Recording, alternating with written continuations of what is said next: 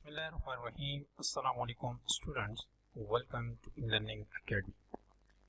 Students, last video के अंदर हमने क्वेश्चन नंबर 10 तक कंप्लीट कर लिया था, सॉल्व किया था हमने, और सारे इंपॉर्टेंट जो पॉइंट थे एग्जाम के पॉइंट ऑफ व्यू से वो भी हमने डिस्कस किए थे। डी हम स्टार्ट कर रहे हैं और हम जो पढ़ रहे हैं वो है D math 113 first. So guys, जितने भी पार्शियल फ्रैक्शन के पॉइंट थे वो हमने डिस्कस किए और अभी हम देखने जा रहे हैं क्वेश्चन नंबर 11 को। यहाँ पे लिखा हुआ राइट द आइडेंटिटी इक्वेशन। अब इसकी भी सिर्फ हमने आइडेंटिटी इक्वेशन बतानी है। तो मैंने आपको बताया था कि आपने क्वेश्चन को देख के उसको आइडेंटिफाई करना है कि वो क्वेश्चन कौन सा है, हमारे पास क्या लीनियर है, क्या हमारे पास वो क्वाड्रेटिक है, क्या नॉन लीनियर है, क्या क्वाड्रेटिक है, क्या नॉन रिपीटेड है, रिपीटेड है, क्या नॉन रिपीटेड लीनियर है, क्या रिपीटेड लीनियर है। ये चार केस हमने देखे जो फर्स्ट वीडियो हमने की थी इस सीरीज़ की। प्लेलिस्ट का लिंक जो है वो आपको कमेंट के अंदर पिन हुआ मिल जाएगा, वहाँ से आप जाके प्लेलिस्ट को देख सकते हैं। तो इसके अंदर आप देखें कि हमें जो क्वेश्चन गिवन है x-5 और नीचे लिखा हुआ है x+1 और x²+3।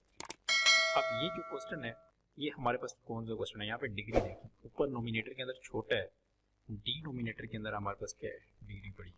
तो ये हमारे पास प्रॉपर फ्रैक्शन है, ये तो पता चल गया। प्रॉपर के अंदर मैंने आपको बताया था कि अगर लीनियर हो फिर तो गुड है, क्योंकि लीनियर को आइडेंटिफाई करना इजी होता है। और अगर वो हमारे पास क्वाड्रेटिक में है तो जैसे यहाँ पे देखिए एक पॉइंट हमारे पास जो x+1 है ये तो लीनियर है, लेकिन यहाँ पे जो x²+3 है ये हमारे पास क्वाड्रेटिक है। तो क्वाड्रेटिक को हम क्या लीनियर बना सकते हैं? अगर बना सकते हैं तो बना दें, अगर नहीं बना सकते तो फिर उसको क्वाड्रेटिक की फॉर्म में ही लिखते हैं। तो देखिए अब यहाँ पे हमने क्वेश्चन लिखा और इसको आइडेंटिफाई फॉर्म बनानी है।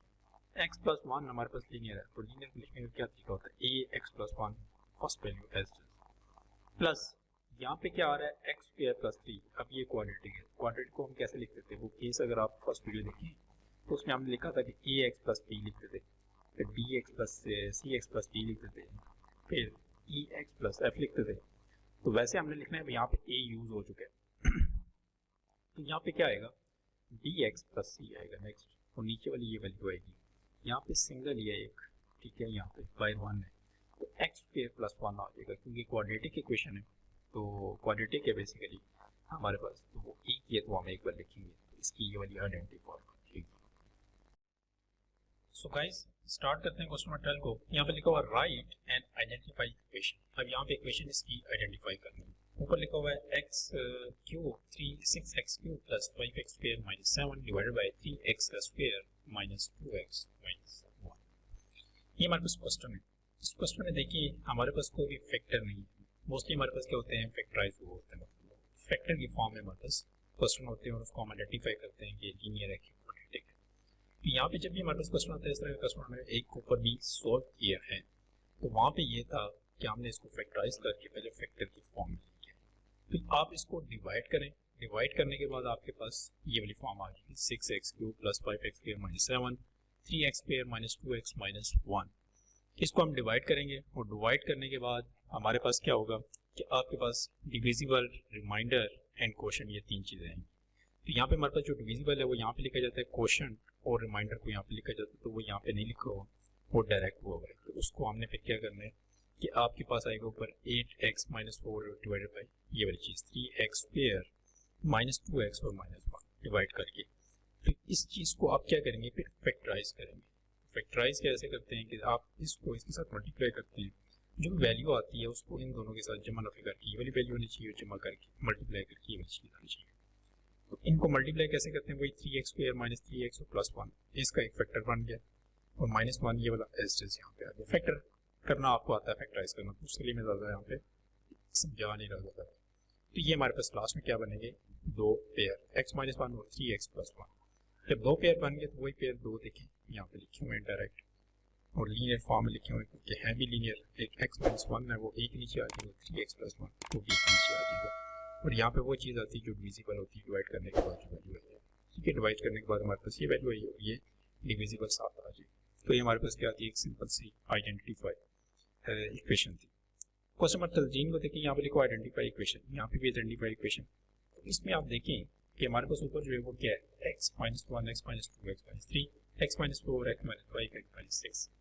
इन तीनों को अगर आप मल्टीप्लाई करें तो क्या आता है एक्स की क्यूब, यहाँ पे भी है और यहाँ पे हमारे पास अगर इन तीनों को करें तो वहाँ पे एक्स क्यूब आ जाएगा। अब ये एक्स क्यूब कैंसिल, तो यहाँ पे क्या रहता है हमारा, जब भी आपके पास इम्प्रॉपर फ्रैक्शन आए तो हम क्या कर रहे होते हैं, वो जब बराबर आ जाते हैं कट जाते हैं, तो उनकी आइडेंटिफाई इक्वेशन जो होती है आफ्टर डिवीजन हुई राइट, ये चीज़ लिखी जो भी क्वेश्चन हो और यहाँ पे स्टार्ट में हमेशा 1 डाल दी, बस प्लस करके आगे A by first value, B by this, C by this, अगर और होती तो आप आगे टी लिख देते और ई लिख देते और एफ लिख देते। ठीक है, हमने सिंपल इसको लीनियर फॉर्म किया, लेकिन स्टार्ट में क्या आएगा यहाँ पे 1, क्योंकि हमारे पास ये बराबर है तो बराबर का मतलब होता है इम्प्रॉपर, वो कट के मान रहता है तो यहाँ पे इसलिए 1 आ गया हमारे पास, सिंपल। उसके बाद question number 14, right identity equation. अब यहाँ पे भी देखिए नोमिनेटर की वैल्यू ऊपर ज़्यादा है, डिनोमिनेटर की वैल्यू छोटी है, तो ये हमारे पास इम्प्रॉपर फ्रैक्शन है, तो हम इसको क्या करेंगे, डिवाइड करेंगे। तो डिवाइड करने के बाद हमारे पास जो वैल्यू आएगी वो x plus x divide by x square minus 1, ये हमारे पास फॉर्म आ जाएगी। यहाँ पर डिवाइड करके चेक कर लीजिएगा।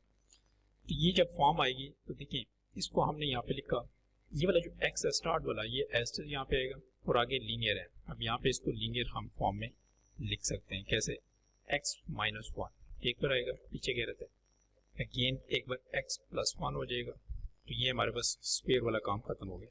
तो अब हमारे पास पीछे रहता है x स्क्वायर माइनस 1, तो x स्क्वायर माइनस 1 को अगर रिपीटेडली बात करें तो सिंगल एक 1 है, तो उसको हम लिख सकते हैं C X plus T, A B use हो चुके हैं इसलिए हम सी एक्स प्लस टी को यूज करके एक्स स्क्वायर प्लस 1 कर देंगे। तो ये हमारे पास आइडेंटिटी वाली फॉर्म आ चुकी है। अगर आपको वहां से समझ आई तो यहाँ पे भी लिखा हुआ है इसको आइडेंटिफाई, एक्स माइनस 1 किया, एक्स स्क्वायर माइनस 1 किया और एक्स स्क्वायर प्लस 1 किया। अब एक्स माइनस 1 था, इसको हम दो बार लिख सकते हैं, x square minus 1 x plus 1 और एक बार ये वही चीज रह जाएगी। यहाँ पे हमारे पास ये स्क्वायर माइनस 1 है तो जरी सी बात है प्लस, ये प्लस आ जाएगा। यहाँ पे स्टार्ट में एक बार प्लस डाल दें इसको, एक बार माइनस डाल दें, जैसे आपकी मर्जी है।